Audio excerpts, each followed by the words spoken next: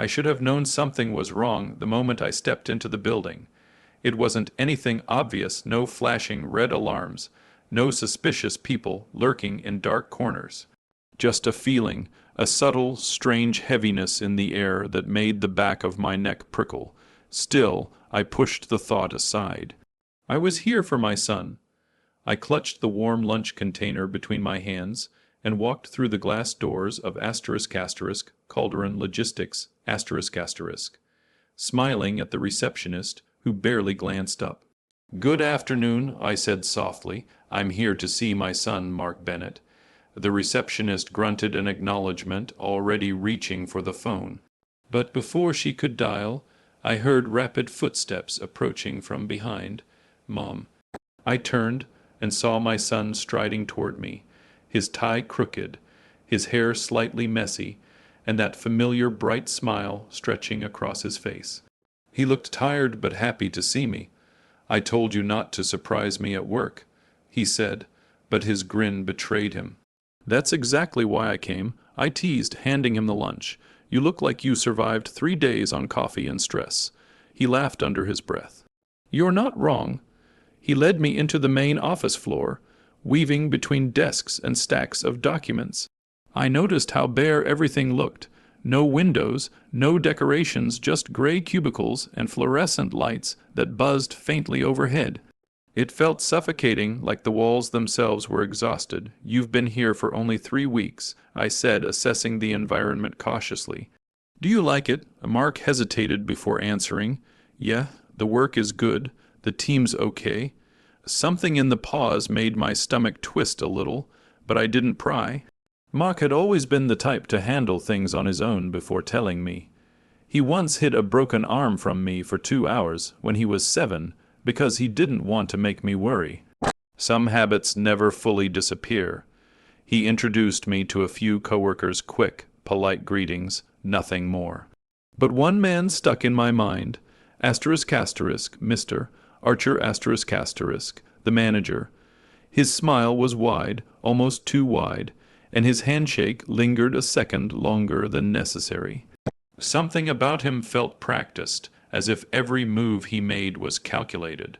"Well, Mrs. Bennett," he said in his smooth, rehearsed tone, "we're delighted to have your son here. He's been very useful. Useful, not talented, not hardworking. Not promising, just useful **. Something about the word made me instantly dislike him. Mark excused himself a moment later. "I just have to drop these documents off downstairs. Don't go anywhere, okay? I'll be right here. I promised." He hurried down the hallway, leaving me standing beside his cubicle, admiring the few photos he had pinned up, us at the beach, him holding his college diploma, our old golden retriever smiling in the camera. A small warmth filled my chest. That warmth lasted exactly 9 seconds. A hand clamped down on my arm.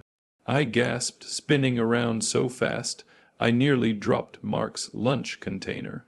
A young man, mid-20s, slightly pale, his hair unkempt as if he'd been running his hands through it all day, stood behind me.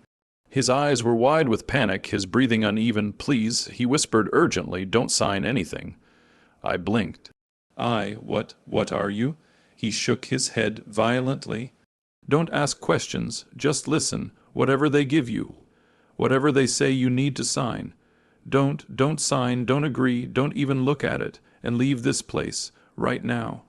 I stared at him, my heart beginning to race. "Who are you?" I whispered. "Why are you telling me this?" He looked around nervously, checking if anyone was watching. His grip tightened, not painfully, but desperately. "My name is Liam," he said, still whispering. "I work with Mark, and you need to get out before Archer comes back." "Archer?" The manager with the too polished smile. My blood chilled. "What's going on?" I whispered, feeling the fear creeping up my spine. "There's no time," Liam insisted. "If you trust your son. If you love him, go out the back door, the one near the storage room, now." I opened my mouth to ask more questions, but he suddenly let go of my arm, his eyes darting toward the hallway. Mark's footsteps were returning. Liam backed away quickly. "Please," he mouthed silently, "run." My instinct screamed at me. Something was horribly, dangerously wrong. Trying not to appear alarmed, I moved away from the cubicle, walking toward the back of the office as casually as I could. Every second felt like a hammer pounding in my chest. I found the storage room door. My hand trembled on the knob. Behind me, I heard Mark's voice calling my name, cheerful, unaware of the shadow hovering over him. I slipped out the back door. A burst of cold air hit my face. I stood alone behind the building, my breath misting in the chilly afternoon. What had just happened? What could possibly require such a desperate warning? And why would someone here want my asterisk signature? My pulse throbbed in my ears. I was just catching my breath when I heard voices through the slightly open warehouse window. Voices that told me Liam had been right. Voices that told me I should have run sooner. Voices that made my blood freeze with terror. And what I heard next shattered everything I thought I knew. For a moment, I stood frozen behind the building, the cold wind biting through my coat, as if trying to pull me fully into reality. My hands trembled, not just from the chill, but from the echo of Liam's warning still ricocheting in my mind. Asterisk don't sign anything. Asterisk asterisk run. Asterisk why me, why my son? I stepped quietly closer to the slightly open warehouse window. The voices inside were muffled, but sharp enough to slice through the air and into my bones. Did she sign it? That was the first voice, low, rough, irritated. No, another man replied, letting out a frustrated sigh. She left too fast. I didn't even get her into the side office. Archer's gonna lose it. My breath hitched. Asterisk sign what? Asterisk, the first man growled. Without that signature, he can't finalize the responsibility transfer. We need her confirmation. Her name is already typed on the damn form. My stomach dropped. Why her? The second man asked, although the exhaustion in his voice suggested he already knew. Because Archer said she's the easiest angle. If asterisk she asterisk confirms the kid's involvement, everything lines up clean. Some naive mother trying to cover for her son. People eat that story up. I felt sick. Cover for her son, responsibility transfer, confirmation. They wanted me to sign something incriminating. Something that would tie asterisk asterisk Mark asterisk asterisk to whatever crime they had orchestrated. The rough voice continued, irritation twisting into annoyance. And once that form is signed, we pin the missing funds on him. Case closed. Archer gets his clean exit. My hand flew to my mouth instinctively, stifling a gasp.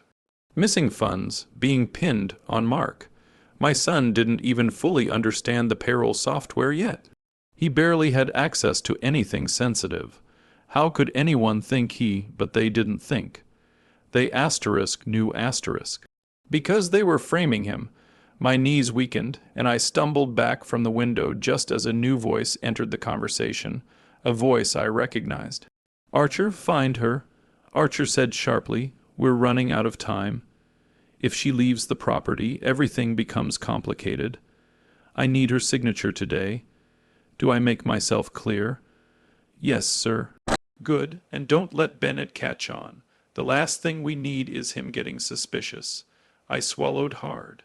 Mark, my sweet, hard-working, trusting son, the one who still believed the world rewarded honesty. He was surrounded by vipers. I backed away from the building, heart hammering so violently it felt like it might burst. I didn't know where to go, only that I had to get away before Archer realized I was gone. I had just turned the corner when a shadow stepped out from behind a dumpster. I jumped, ready to scream, until I saw the terrified, haunted eyes. It was Liam. His chest rose and fell in panicked breaths. Thank God, he whispered when he saw me. I was afraid they caught you. I heard them. I said, my voice trembling. They're trying to frame my son, aren't they? Liam swallowed hard. His eyes darted toward the door. It's worse than that. They're not just framing Mark. They're building a whole case against him. Archer's been working on it for weeks. My heart twisted in horror. No, I whispered. My son would never. He knows that. Liam cut in, sounding ashamed. That's why he picked him. Mark's the perfect scapegoat. New, inexperienced, eager to please. He'll look guilty even when he's not. My throat tightened until it almost hurt. "Tell me everything," I said, and Liam did. He told me about the missing funds, large amounts transferred into anonymous accounts. He told me how Archer blamed Mark in private meetings, how Archer created corrective forms for employees to sign forms admitting they'd authorized or witnessed certain actions. Most employees signed without reading, scared to lose their jobs. I felt anger mix with nausea, but why drag me into this? I asked, confused. Why force me to sign something? Liam exhaled shakily.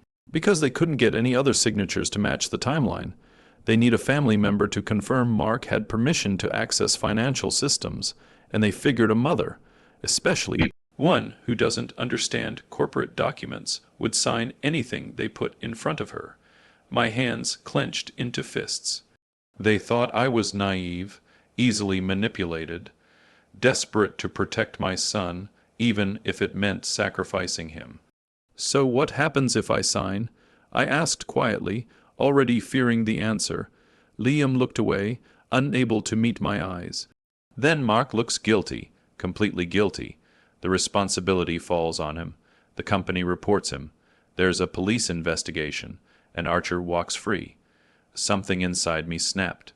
Not loudly, not violently, quietly, coldly. A mother's rage doesn't always scream. Sometimes it sharpens, silent and precise. I took a breath. "Liam, why are you helping me?" He hesitated, shifting uncomfortably. Finally, he said, "Because I've watched too many people get destroyed here. Archer is powerful, untouchable. At least he thinks he is. I can't let him do this to Mark. Not him. Not someone who's actually kind." A tremor ran through his voice. My heart softened just a little. "And you're sure my son knows nothing about this?" I asked. Liam nodded. "Mark would never survive this kind of setup. He trusts everyone. He thinks Archer likes him." I closed my eyes for a brief second. Of course, Mark would think that. He always believed that if he worked hard, the world would treat him fairly. But that wasn't how the world worked. Not here, not now. When I opened my eyes again, something in me had changed. "Liam," I said steadily, "I'm not running anymore." He blinked in confusion. "What? You said Archer needs my signature. Fine, then we'll give him something." My voice hardened. "But not what he wants." Fear flickered in Liam's expression. "What are you planning?" I stepped closer, lowering my voice. "I'm going to play their game, asterisk, and I'm going to end every single one of them. Asterisk, asterisk." Liam stared at me, shocked at first, then slowly nodding. There was relief in his eyes, and hope. For the first time since walking into that dreadful building, I felt powerful. Archer thought he was hunting prey.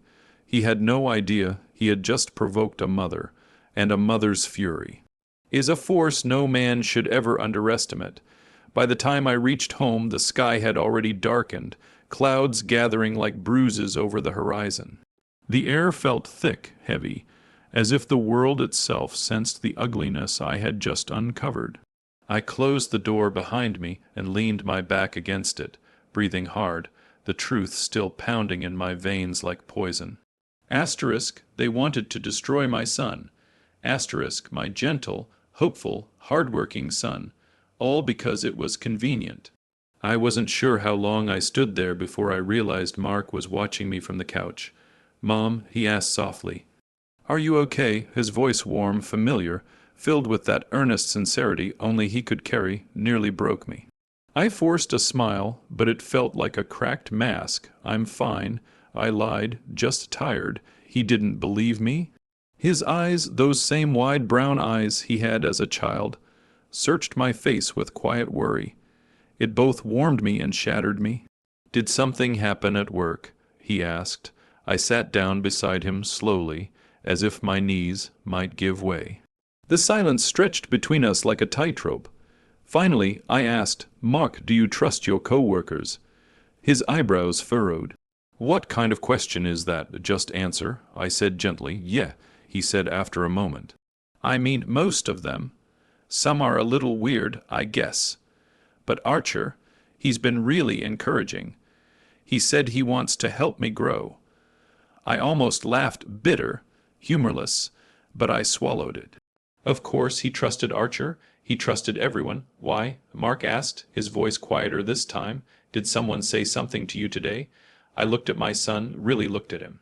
He had always tried so hard to be good, to work harder than everyone else, to prove he deserved his place in the world.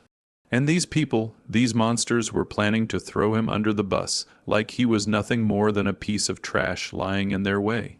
My chest tightened with rage. Mark, I said carefully, has anyone been treating you differently lately, pressuring you, asking you to sign anything?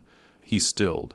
Even his breathing stopped for a second. Slowly he nodded. My stomach dropped. Mom, Archer's been acting strange, he whispered, his voice cracking just slightly. He keeps calling me into private meetings. He hints that I've been careless, or that I might have made mistakes without realizing. He says it's better if I cooperate early. My hands curled into fists. Cooperate with what? I pressed. Mark looked down, shame flickering across his face. I don't know, he admitted, but it feels like he wants me to confess to something, and I can't figure out what.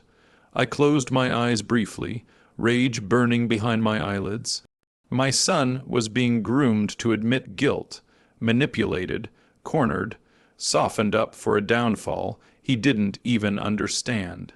I reached out and took his hands. Mark, I said firmly, listen to me. You have done nothing wrong. He swallowed.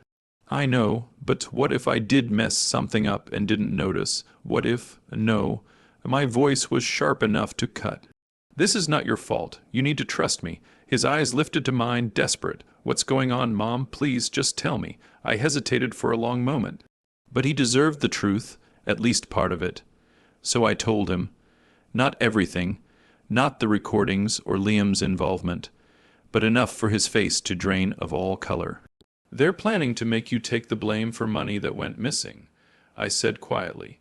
They want me to sign a document confirming you were responsible. Mark stared at me as if I had spoken another language. But that's insane. I've never touched those accounts. I know. I soothed. And I won't let anyone hurt you. He shook his head in disbelief, tears forming at the corners of his eyes, tears he fought with everything he had. I trusted them, he whispered, especially Archer. He said he believed in me. The betrayal in his voice made something inside me crumble and ignite all at once. My son, the boy who defended school bullies and forgave kids who stole from him, had been stabbed squarely in the back. Mark, I said, wiping a tear from his cheek. Some people smile while they sharpen their knives. He let out a shaky breath, leaning into me like he used to when he was small. What do we do now? He asked, voice trembling. I pressed a kiss to his forehead. We fight, I said. We outsmart them, and we don't give them a single inch. He swallowed, then nodded. Okay, I trust you. Those words hit me harder than I expected. I would not fail him. #****. The confession ****. Later that night, I met Liam at a small, dimly lit cafe far from the office. He looked even more skittish than before, constantly glancing over his shoulder. You talked to Mark? He asked. Yes, I said. He didn't know anything. He's terrified. Liam's jaw tightened. I figured. Archer likes to keep his victims confused and unstable, makes them easier to break. Tell me the rest. I said, no more half-truths. I need everything. He hesitated, his fingers trembling around his coffee cup. I was part of it, he whispered finally. The air around us stilled. What do you mean? I asked slowly. Liam swallowed hard. I didn't steal anything, but I helped forge some of the paperwork. I didn't know what Archer was planning at first. He just told me to update forms, sign witness lines, stuff like that. But when I realized what it was being used for, I tried to back out. And he threatened you. I finished. Liam nodded, shame filling his eyes. He said he'd ruin me. He said if I exposed anything, I'd be the one going to jail. He makes everyone feel replaceable, disposable. My heart softened again, not out of pity, but understanding. Archer was a predator, and predators didn't hunt alone. They created fear, then fed off it. You're risking everything by helping Mark, I said quietly. Why? Liam's expression cracked, revealing something raw. Because he was the only one who ever treated me like a real person, he admitted. He's kind. He says good morning to everyone. He brings coffee when he knows someone's overwhelmed. He helped me carry boxes on his first day, even though nobody asked him to. His voice broke. I can't watch Archer destroy someone like him. In that moment, I understood Liam completely.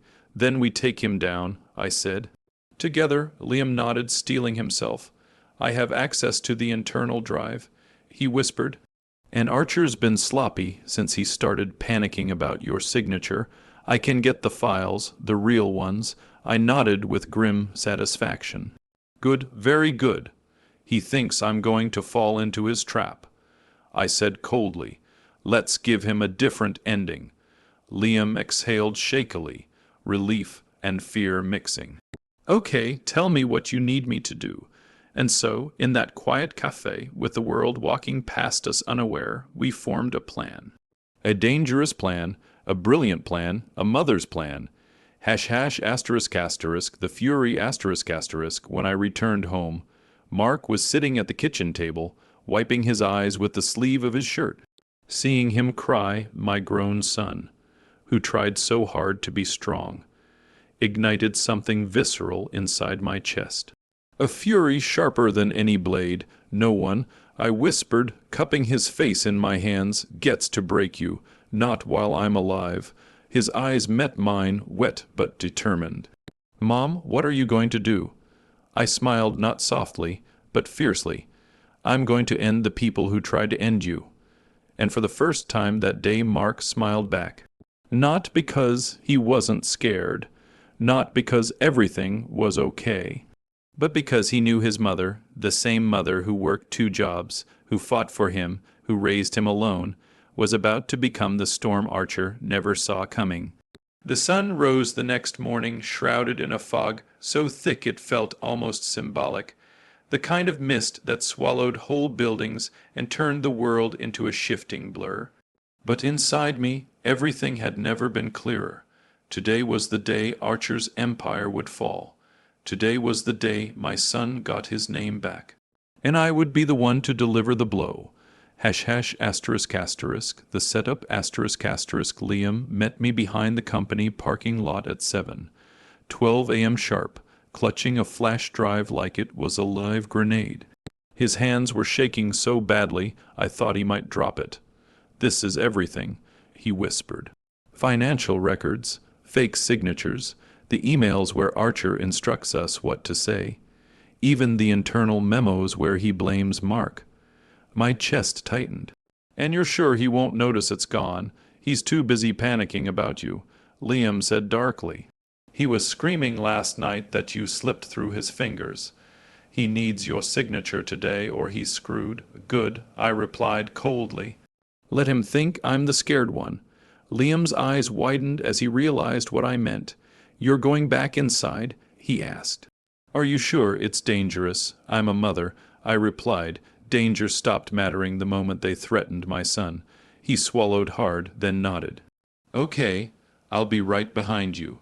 Together, we walked into that gray building, the one that smelled like stale coffee and betrayal. But this time I was not prey, I was the storm. ##*, the return ***. I walked straight through the main office, ignoring the startled looks of employees. Archer wasn't in his office, of course not. Predators always sensed when the wind was changing. The moment he saw me near the conference room, he practically lunged out of the hallway. There you are, Archer exclaimed, too brightly, too forcefully. Mrs. Bennet, we need to speak, urgently. I smiled sweetly. Perfect, I was looking for you. He nearly dragged me into the conference room and shut the door behind us. Papers were already laid out on the table. He was desperate, sweating through his overpriced suit. His smile stretched tight, like cracking plastic. About yesterday, Archer began, clearing his throat.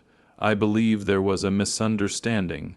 I simply need your signature on a routine document regarding your son's onboarding. It's standard procedure. He slid the papers toward me, the forged authorization form, the trap. I looked at it calmly. Ah, I said lightly, this again. His jaw twitched. Yes, just a small formality, of course, I replied, reaching into my purse. Archer leaned forward eagerly. I pulled out the flash drive. Is this also standard procedure? I asked gently. The blood drained from his face. Before he could speak, the conference room door swung open. 2 uniformed officers entered, followed by a man in a suit holding a badge. Victor Archer, the suited man asked firmly, we need to speak with you regarding financial fraud, witness intimidation, and coercion. The room exploded into chaos. What is this? Archer screeched, his voice cracking under pressure. This is absurd. You can't just I haven't done anything. The officer lifted a folder. Liam's flash drive was inside it. We have records, the investigator said. And statements. Archer whipped around toward me. You did this, he shouted, spit flying. I tilted my head. You almost got my son arrested. The least I could do is return the favor. You think you've won, he snarled as the officers moved closer. This company needs me. I built this place. And you destroyed everyone who trusted you, I replied. But you made one mistake. Archer glared with hatred, and what's that? I leaned in, voice soft enough that only he could hear. You went after my child. His face contorted with rage, with fear, and then the officers cuffed him. His protests dissolved into incoherent shouting as they dragged him past shocked employees. Mark appeared in the hall at that moment, eyes wide, confusion written all over his face. He stared at Archer, then at the police, then at me. Mom, is this really happening? I walked to him, smiling through the adrenaline. It's over, sweetheart. Liam stepped out behind me, looking pale but relieved. You're in the clear, Mark. All the evidence proves you had nothing to do with any of it. Mark's eyes filled with tears, not fear this time, but disbelief and overwhelming relief. He pulled me into a tight hug. Thank you, he whispered brokenly. Thank you for not giving up on me. I stroked his back gently. I never will. You are saying, I matter. Unraveled my QUICKLY after that. Archer's office was raided. His accomplices were questioned and arrested. Liam's statements, combined with the evidence, painted a perfect picture of a greedy manager stealing thousands and building a false case against my son. Mark was cleared publicly, his record spotless. A week later, the company offered him a promotion as compensation. He declined. He deserved better than a place built on fear. Instead, he accepted a position at a far more reputable firm, one that valued integrity, not manipulation. Liam was offered a new role too, with whistleblower protections. For the first time in months, he smiled without fear shadowing his eyes. As for me, I walked into the quiet morning air outside Calderon Logistics for the final time, breathing deeply. The same building that had felt heavy, sharp, suffocating, now looked powerless, small, weak. Predators fall fast when the truth is stronger than fear. Mark wrapped an arm around my shoulder as we walked away. You really took down the entire company, he teased with a laugh. You know that, right? Not the company, I corrected, just the cancer inside it. He squeezed me gently. I love you, Mom. I love you too, I whispered, feeling peace settle over me at last. They had tried to break my son. Instead, we broke them, asterisk, and that was justice. Sweet, perfect justice. Asterisk.